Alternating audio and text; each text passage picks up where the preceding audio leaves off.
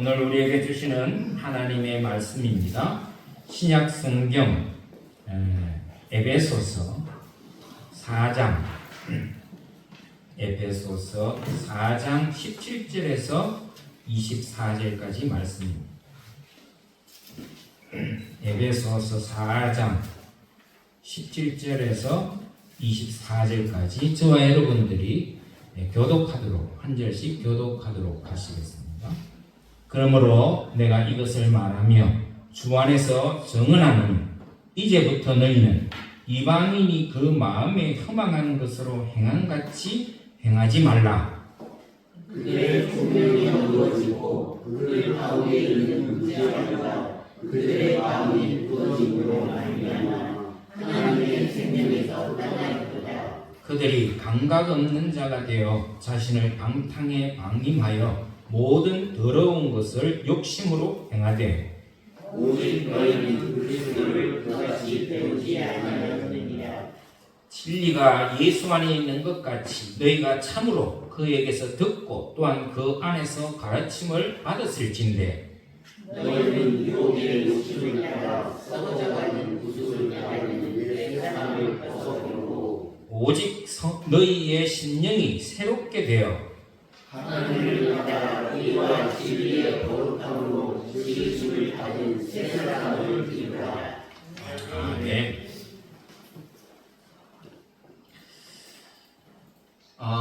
여러분들은 우리 개신교 하면 제일 먼저 떠오르는 게 뭐가 있습니까?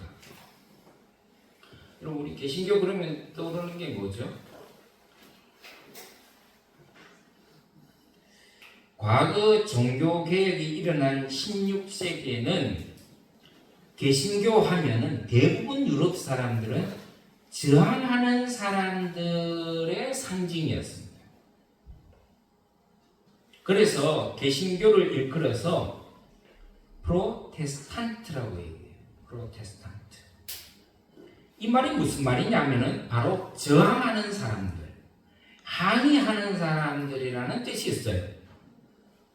우리 개신교는 프로테스탄트입니다. 무슨 말이에요?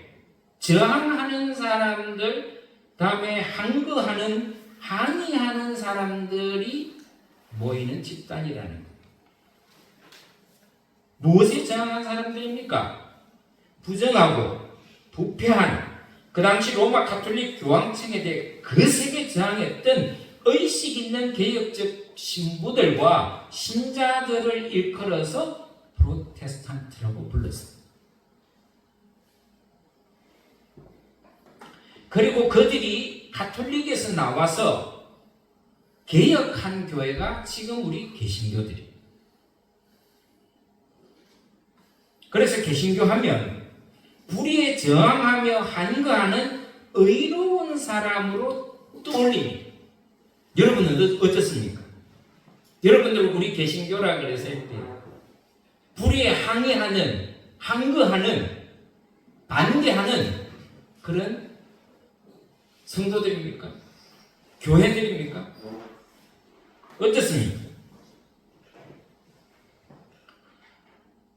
그렇습니다. 우리 개신교는 불의에 항해서 불의를 대하여 항거하고 항의하며 저항하는 의로운 사람이 되어야 되는 것입니다. 그것이 우리 교회의 상징이에요. 트레이드 마크입니다. 여러분, 개혁은 불의에 항거하고 저항하는 데서부터 시작합니다. 잘못된 것에 대해서 불의에 침묵하면 아무것도 새롭게 할 수가 없어요. 그래서 제가 몇 주 전에 침묵이 금일 수 없다라는 설교를 한 적이 있죠. 세상 사람들은 보통 침묵은 금이라고 얘기하는데 물론 침묵이 금일 수 있을 때가 있습니다. 그러나 무조건 침묵하는 것이 금은 아니라고 하는 사실이에요.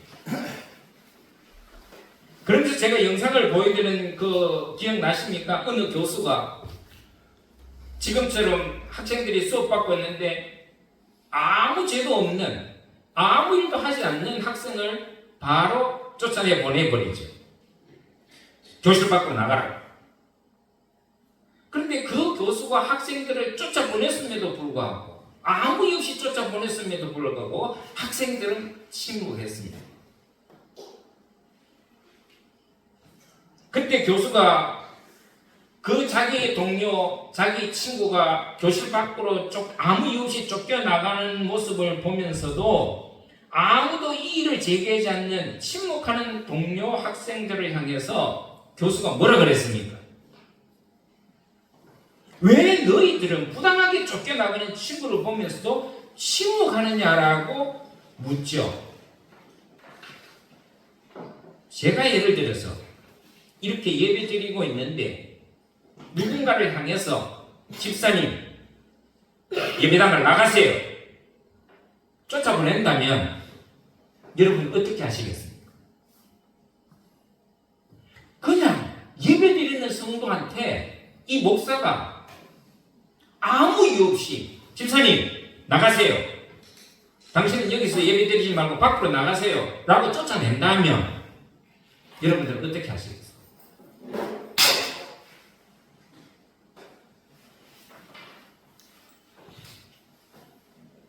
이 교수님은 그 학생들이 침묵하고 있는 학생들에게 왜 너희들은 부당하게 쫓겨나가는 너희 친구를 향해서도 그걸 보면서도 너희들은 침묵하느냐. 그리고 이렇게 덧붙이잖아요. 이런 부당한 지시나 불의에 대해서 항거하는 것은 너희들의 의무다. 아시겠습니까? 무슨 뜻인지? 제가 여러분들에게 부당한 명령을 하거나 요청을 할 때 여러분들은 침묵해서는 안 된다는 것이, 저항해야 될 의무가 여러분들에게 있다는 뜻이에요. 아무리 목사지만 이유도 없이 누군가를 향해서 당신은 예배당에서 나가시라고, 오지 마시라고 했을 때 여러분들은 대답해 보세요. 과연 여러분들은 어떤 행동을 취했을까? 제가 한번 짐작해 볼까요? 여러분들 중에서는 그 누구도 저한테 저항하지 못할 거예요. 못했을 거예요. 그런데 그게 잘못됐다는 거예요. 여러분들에게는 이 목사가 부당한 지시를 하거나 말을 했을 때 저항할 의무가 있다는 거 여러분들 기억하셔야 돼요. 그럴 자신이 있습니까? 그럴 용기가 있습니까? 여러분들에게? 여러분들이 이 김 목사를 아무리 신뢰해도, 아무리 좋아해도 제가 부당한 지시를 내렸을 때는 여러분들은 과감하게 항의할 수 있어야 됩니다. 그게 여러분들의 의무예요.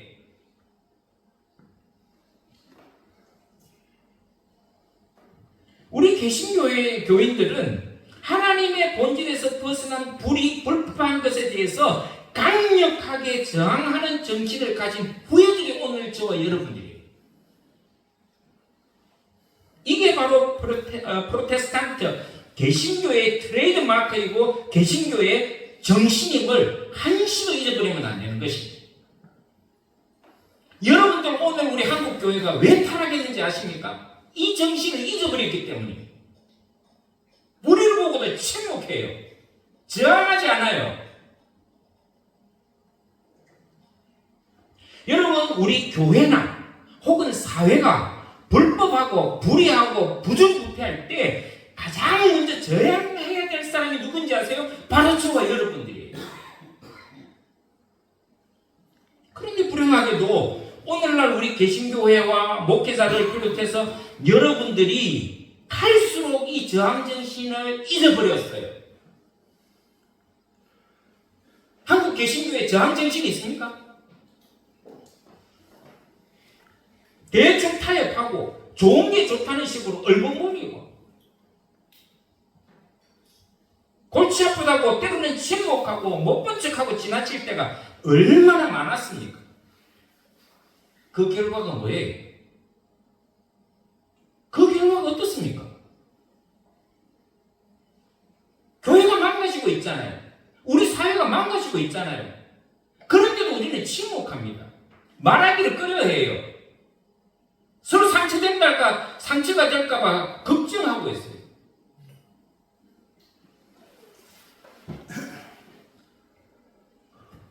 우리가 이런 불의하고 불법하고 잘못된 일에 침묵한 우리 개신교의 결과가 뭐냐? 그래서 얻은 게 뭐예요? 개독교라는 소리. 여러분, 이거 불명예스러운 일 아니에요? 왜 이런 오명을 얻게 된 겁니까? 왜요? 세상 사람들이 정의를 외칠 때 우리는 침묵했잖아요.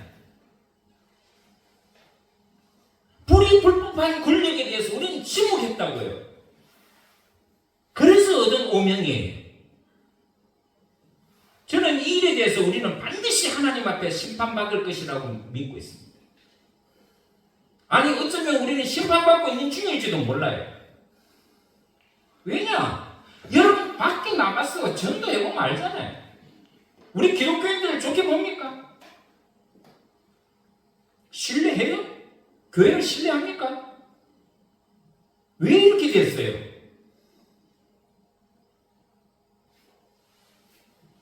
여러분, 개혁이라는 것은 멈추는 순간 구태가 되고 수구가 되고 맙니다. 그래서 개혁된 교회가 아니라 계속 개혁해 나가는 교회가 맞는 말이에요. 무슨 말인가 아시겠습니까? 우리 개신교는 개혁된 교회가 아니에요. 개혁해 나가는 교회예요. 그걸 여러분들이 한시도 잊어버리면 안 돼요. 이게 우리 개신교의 정신입니다. 우리는 개혁으로 끝난 개혁된 교회가 아니라 끊임없이 개혁해 나가야 되는 교회예요. 여러분, 오늘이 무슨 날인지 아십니까? 종교개혁 508주년이 되는 해입니다. 오늘 10월 맨 마지막 주는 항상 종교개혁의 날로 우리 개신교들이 지키고 종교개혁주일로 지킵니다. 왜요? 그 정신 잊어버리지 말자는 거예요. 무명의 독일 신부인 루터에 의해서 1529년 껴있던 이 독일 무명의 신부가 개혁을 주도해 나갑니다. 그 당시 로마 가톨릭의 성직매매와 같은 부정과 부패, 그리고 면죄부에 대한 잘못된 교리로 타락하고 망가져가는 이 로마 가톨릭에 대한 95개의 반박문을 비텐베르크 성당문 앞에서 게시하면서 촉발이 됐습니다. 이에 대해서 많은 유럽의 의식 있는 신부들과 성도들이 들불처럼 일어났습니다. 로마 교황청에 강력하게 항의하면서 전 유럽으로 이 저항운동이 확산되면서 종교개혁에 불이 붙은 것입니다. 그래서 부패한 가톨릭에 대한 반동으로 탄생한 것이 바로 오늘 우리 개혁교회들인 것입니다. 개신교입니다. 기억하십시오. 오늘 우리 개신교의 기본 정신은 잘못된 것을 새롭게 하고 불의에 항거하는 정신을 가진 것이 바로 우리 개신교의 특징이자 정체성이에요. 그 정체성이 오늘 저와 여러분들에게 우리 한국교회에 있습니까? 그런데 불행하게도 그렇게 개혁하자고 가톨릭에서 저항하고 나온 우리 개신교회가 지금은 강력한 개혁의 대상이 되고 있다는 것은 너무 아이러니 아닙니까? 개혁하자고 나온 우리 개신교가 이제는 개혁의 대상이 된 거예요. 왜 그러면 이러한 불행한 일이 발생했습니까? 한마디로 제가 앞서도 말했지만 개혁이 멈췄기 때문에 그렇습니다. 저항정신을 상실한 결과입니다. 여러분, 개혁은 개혁됐다고 끝이 아니라 계속해 나가야 되는 거예요. 지금 우리 한국 교회를 보면은 개혁하자고 얘기하면은 손가락질 받습니다. 뭐가 잘못됐느냐? 매명 받습니다. 저항의 정신은 어디에도 찾아볼 수 없습니다. 여러분, 요즘 우리 한국 교회들 중에서, 목사님들 중에서 우리 한국 교회를 개혁하자고 발벗고 나서는 사람이 누가 있습니까? 보셨어요?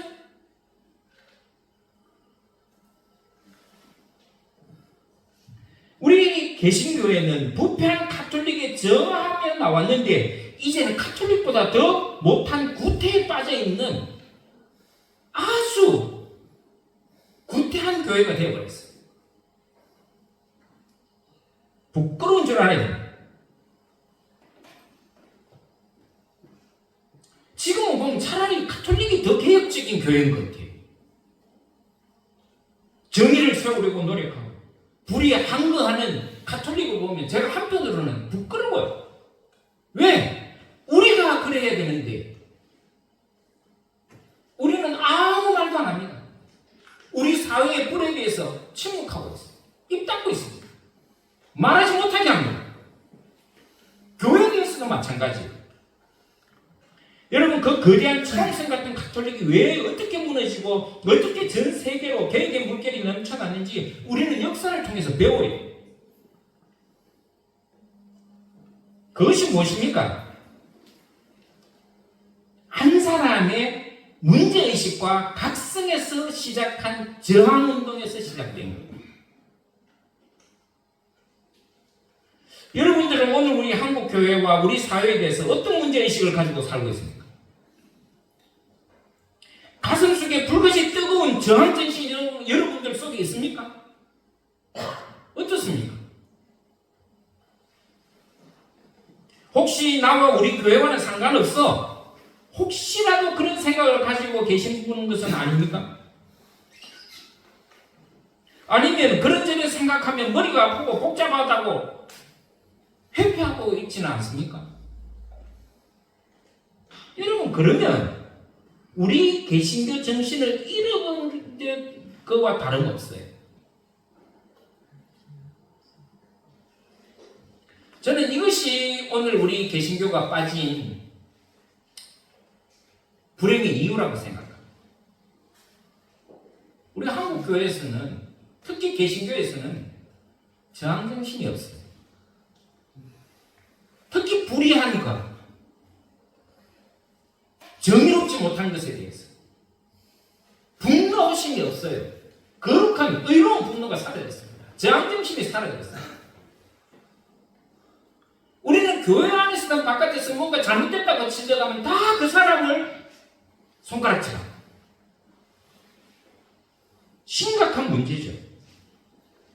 여러분, 우리 개신교들은 어떤 불의에 대해서도 침묵하거나 방관하는 자들이 아니라 거세게 저항하고 항의하는 그런 기독교인들이 돼야 돼요. 그게 나쁜 거예요? 나쁜 거 아니에요. 당연한 겁니다. 그렇기 때문에 우리는 항상 꾸준히 문제의식과 위기의식을 가지고 살아가야 돼요. 문제가 있습니까? 얘기하세요. 저항하세요.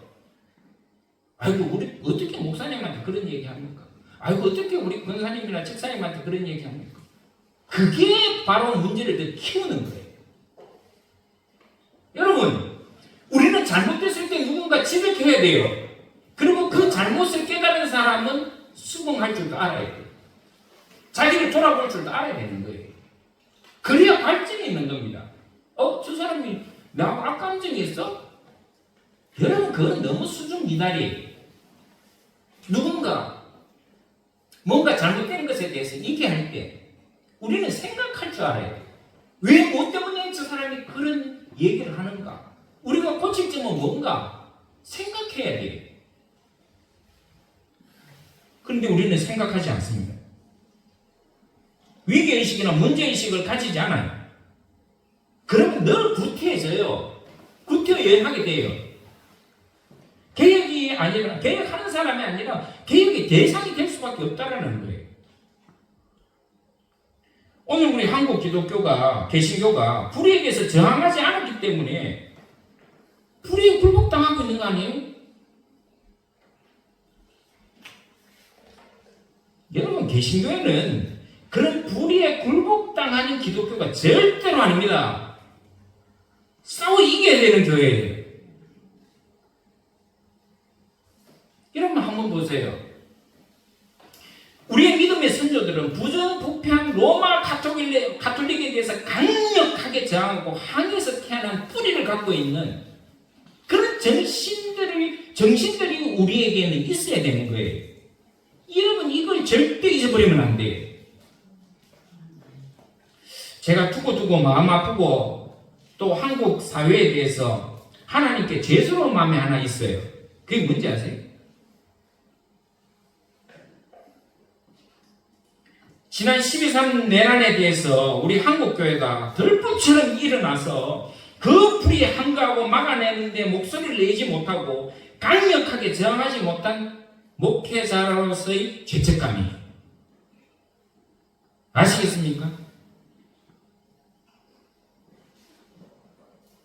수많은 국민들은 자기의 목숨을 아끼지 아니하고 내란 세력에 항거하고 여러분 보셨잖아요. 그 눈보라치는 추운 땅바닥에 앉아서 정의를 외치고 불의에 대해서 항거할 때 제가 여러분들에게 우리 교회도 같이 우리 성도들과 같이 저들과 함께 하자고 독려하지 못했어요. 저 혼자만 참석했어요. 사실 그러면 안 되는 것이었어요. 어떤 방법을 동원해서라도 우리가 이미 침묵해서는 안 된다고 여러분들을 독려하고 함께 나가서 저항했어야 돼요. 근데 저는 침묵했어요. 여러분 그분은 먼저 하나님 앞에 부끄러운 짓이었습니다. 목사로서.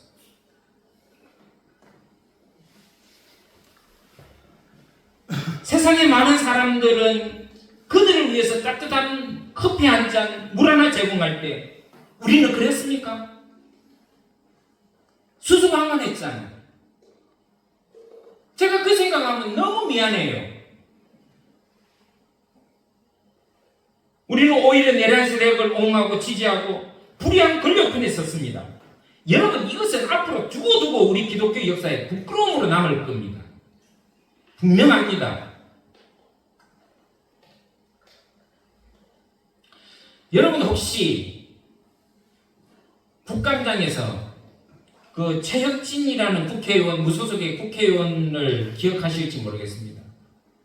여러분 정치에 관심 가지세요. 정치는 우리 삶입니다.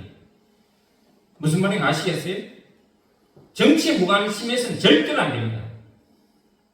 물론 우리나라 헌법상 종교 분리의 원칙이 있습니다. 정교 분리 원칙이 있어요. 정치와 종교는 분리되어야 된다. 저도 그 말에 동의합니다. 그러나 여러분 한 사람 한 사람은 또한 교인이기도 하지만 같이 이 세상을 살아가는 국민의 한 사람이에요. 근데 정치에 관심을 안 가진다? 여러분들이 주권을 스스로 포기하는 일. 잘 보세요. 관심 있게 보세요. 그래서 누가 정말 우리 국민을 위해서 일하는지를 똑똑히 보고 옥석을 가려낼 줄 알아야 돼요. 제가 지금 말씀드리는 무소속의 최혁진 의원을 여러분 주목하세요. 그분이 지난번 국감장, 대법관을 불러냈어요. 우리가 다 불러냈잖아요. 그때 이분이 대법관과 검찰들 앞에서 외친 일성의 그 목소리를 제가 평생 목회자로서 제 가슴에 남아요. 아마 남아있을 것 같아요. 그분이 검찰과 대법관들에게 이렇게 말했습니다. 당신들은 국민의 대표인 국회가 대법원 판사들을 국감장에 불러낸다고 했을 때 사법부의 치욕의 날이니 사법부의 권위를 손상시키고 깎아내리는 일에 하면서 성명서를 냈다. 그러면서도 당신들이 12.3 불법개혁 내란 사태 때 온 국민이 맨몸으로 군과 장갑차에 맞서 저항하고 그 추운 겨울에 맨 땅에서 눈보라를 뒤집어 쓰면서 민주헌정 질서를 세우고 지키기 위해서 고생할 때 당신네들은 한 번이라도 목소리를 내본 적이 있냐? 제가 그 말을 듣고 충격받았어요.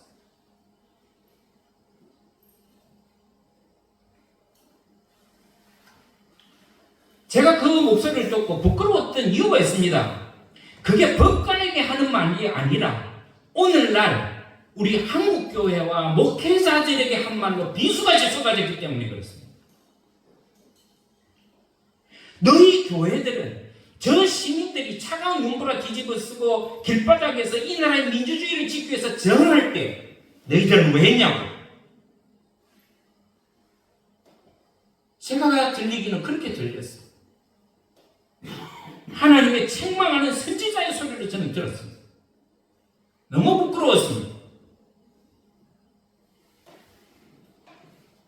여러분, 우리의 믿음의 선조들은 일제강점기 때 나라의 독립을 위해서, 신앙을 지키기 위해서 목숨을 불사한 사람들이 있습니다. 그런데 하나님이 주신 이 해방 이후에 우리 믿는 자들 때문에 나라가 망가진 게 한두 번이 아닙니다. 심지어 전두환 군사 독재 시기에는 그 전두환 쿠데타를 일으켜서 수많은 광주 시민들을 학살한 그 학살자를 조창기도에 데리고 와서 다윗과 같은 장군이라 지켜 세웠습니다. 기도했습니다.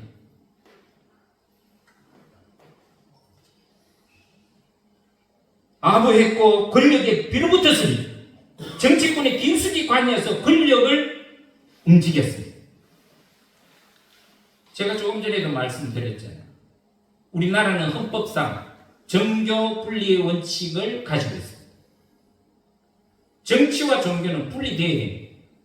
그럼에도 불구하고 말은 정교 분리를 외치면서 뒤로는 얼마나 정치권 사람들을 이용하고 움직였는지 여러분 그건 잘 모르실 거예요.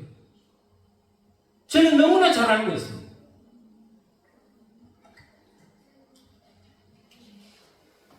여러분, 수많은 민주시민과 청년들이 길거리에서 목숨 걸고 민주화를 외칠 때 교회는 그때 어떻게 했는지 아십니까? 문거리 잠갔습니다. 도망치는 청년들, 시민들이 경찰에게 쫓겨갈 때 교회는 다 문 닫았어요. 근데 오직 문을 열은 곳이 있습니다. 명동성당이었어요. 가톨릭 성당들은 다 문을 열어줬습니다.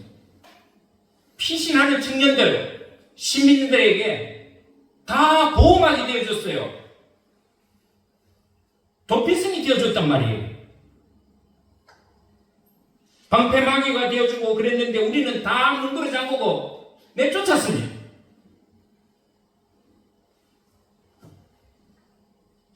근대에 들어서 우리 한국 교회 나라가 위기 상황일 때 우리는 뭐 했습니까? 뭘 어떻게 했어요?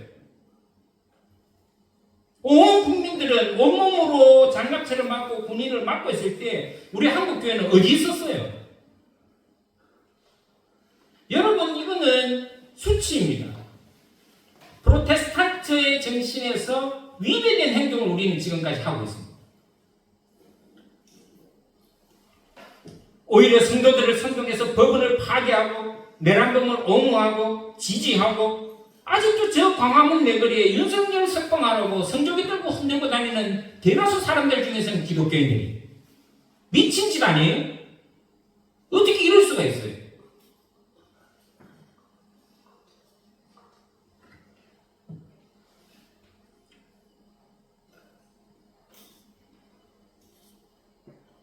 정치와 종교는 분리해야 된다고 하면서 정교 분리를 외치면서 진작 한국교회 목사들과 교회들은 얼마나 정치에 깊숙이 침투해 있는지 모릅니다. 관여하고 있어요. 걸핏하면 여러분 정치인들과 대통령 불러다가 조창기도 한답시고 정치인들을 불러서 그들에게 영향력을 행사해요. 툭하면 정치인들 불러서 조창기도 한다. 대통령 부르고 총리 부르고. 여러분 조창기도 없애야 됩니다. 그건 분명합니다. 그런데 여러분, 그런 못된 행태를 그대로 본받아서 지금 침투해 있는 사람들이 있어요. 누군지 아세요? 신천지요. 정명석 재임했어요. 통일교잖아요. 여러분 요즘 보면 다 나오잖아요. 신천지가 정치에 얼마나 깊숙이 갔냐고 정치인들을 이용하고 있습니까? 통일교도 마찬가지. 누구한테 배웠다고? 우리 교회들에게 배운 거예요. 우리 교회들이 그렇게 해왔어요. 여러분 여기에 우리의 책임이 없다 할 수 있습니까? 저는 너무 큰 책임감을 느껴요.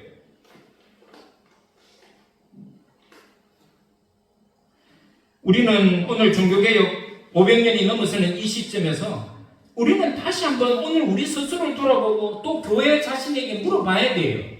물어야 됩니다. 우리 스스로에게 물어야 돼요. 뭘 물어야 됩니까?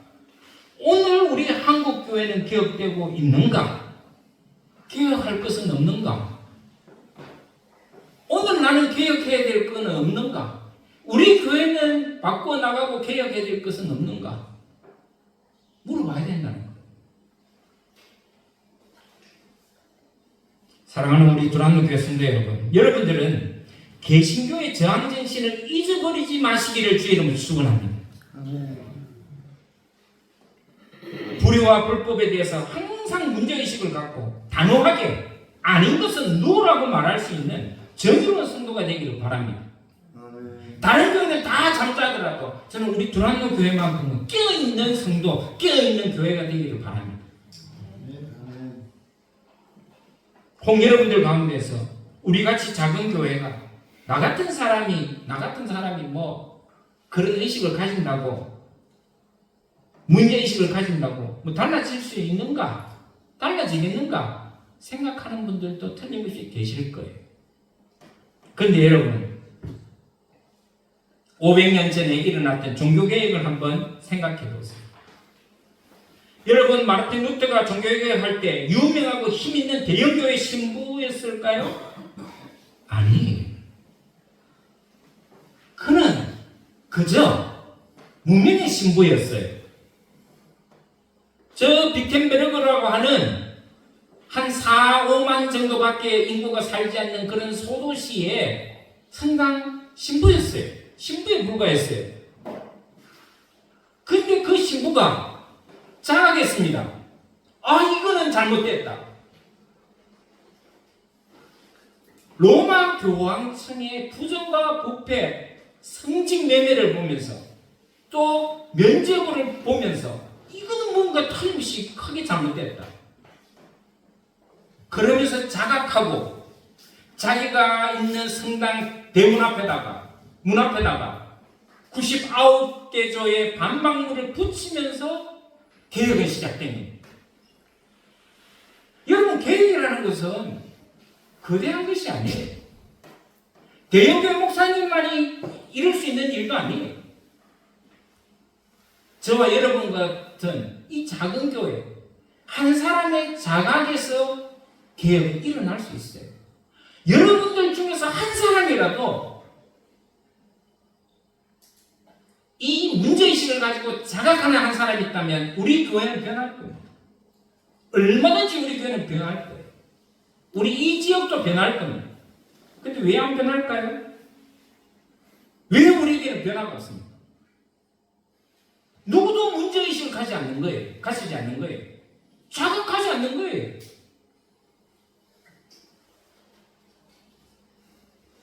여러분, 루터 한 사람의, 무명의 이 루터 한 사람의 이 문제의식이 시대의 흐름을 바꿔놨어요.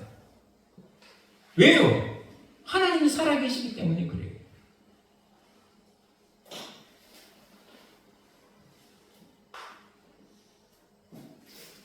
나 하나쯤이라고 여기지 마십시오. 나라도 껴있는 한 사람이 되고자 노력한다면 우리 교회는 바뀔 수 있고 우리 사회도 바뀔 수가 있어요. 그 정신을 여러분들이 버리는 순간 우리는 끝이에요. 저는 오늘 설교를 듣는 여러분들 중에 여러분들 가운데, 아니 목사님, 제가 이 나이에 라고 생각하는 분이 있다든지, 아이고 저같이 모자라는 사람이, 신앙을 잘 모르는 사람이 라는 사람이 있다든지, 그런 생각 자체가 오늘 우리를 망가뜨리는 거예요. 나이가 무슨 상관이고, 내가 힘없는 사람이라고 그게 무슨 상관입니까? 우리 뒤에는 하나님이 계시잖아요. 여러분, 항상 생각하는 성도, 불의와 불법에 대해서 자각할 수 있는 공의로운 마음을 가지고 저항하는 마음이 있다면 여러분, 우리는 못할 게 없어요. 우리 주한교회가 오늘 우리 한국교회 개혁에 앞장서지 못할 이유가 뭐 있습니까? 여러분들이나 저나 이런 자각이나 정학의 심령이 없기 때문에 그런 거예요. 여러분, 개혁의 시작은 문제의식과 저항정신을 가진 한 사람으로부터 시작한다는 사실을 잊어버리지 마시고, 우리 두란노 교회만큼은 개혁에서 중단된 교회가 아니라 앞으로 계속 개혁해 나가는 그런 하나님이 기뻐하시는 두란노 교회 되기를 주의 이름으로 축원합니다. 기도하겠습니다. 자, 그러신 주님, 오늘은 508년 전에 루트라는 저 조그만한 도시의 문명의 신부가 문제의식을 가지고 그 거대한 로마 가톨릭을 향해 저항할 때 전 유럽이 개혁에 덜불처럼 불을 붙여 일어났습니다. 작은 불꽃 하나가 큰 불을 일으켰던 것처럼 루트가 그랬습니다. 주님, 오늘을 500년이 넘어 사는 우리 개혁교회의 후손들인 저희들이 루트의 저항정신을 본받게 하여 주시고, 우리도 개혁에 머무르는 것이 아니라 계속해서 개혁해 나가는, 불의와 싸워 나가는, 무엇이 옳고 그른 것이며 분별을 할 줄 알고 정의를 향해서 과감하게 일어설 수 있는 우리 두란노 교회와 성도 될 수 있도록 축복하여 주시옵소서. 개혁된 교회가 아니라 계속해서 개혁해 나가는 우리 두란노 교회 되기를 우리 주 예수 그리스도의 이름으로 간절히 기도드리옵나이다.